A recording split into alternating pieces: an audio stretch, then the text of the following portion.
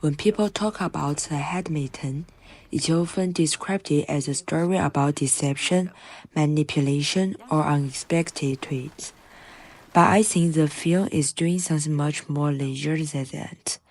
Beyond the intricate plot, the film explored power, identity, and especially how women are positioned within system of control. What makes this even more interesting is the historical setting of story. By placing the narrative in the Japanese colonial period, the film connects personal relationships with the larger political structures. The film is set during the Japanese colonial period, a time when Korea was under Japanese rule from 1910 to 1945. During this era, Japan imposed political, cultural, and social control over Korean society. Language, education, and even personal identity became deeply politicized. In many ways, daily life was shaped by hierarchy, surveillance, and forced adaptation. This historical backdrop is not just decorative. It mirrors the film's central themes of domination and control. Just as the colonial power structures regulated Korean bodies and identities, patriarchal structures regulate female structures within the story.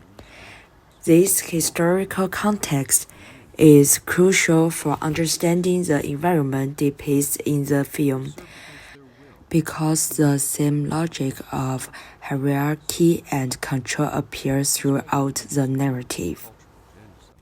Within the film, relationships are constantly defined by status and authority. Characters exist within layered structures of dominance, master and servant, male and female, colonizer and colonized. Power is not only personal but systemic. At the beginning of the film, Hideko is clearly framed as someone who exists within layers of control. Her body, voice, and behavior are carefully managed. She is trained, observed, and positioned for male consumption. Even her performances are dictated by patriarchal authority. In this sense, female characters initially appear less as individuals and more as constructed objects. They are seen, evaluated, and defined through external power. One of the most important ideas in the Handmaiden is the act of looking. Who has the power to look and who becomes the object of that gaze? Throughout the film, vision functions as the mechanism of control. Characters constantly observe, monitor, and interpret one another. But the viewer is also drawn into this dynamic. We are encouraged to see female characters through perspectives that initially objectify them, which means spectatorship itself becomes political. Looking is no longer neutral, it becomes a form of power, and this directly echoes the colonial setting. Under colonial rules, visibility and surveillance were tools of domination. However, what makes the film so compelling is how this structure gradually destabilizes. Power relationships begin to shift.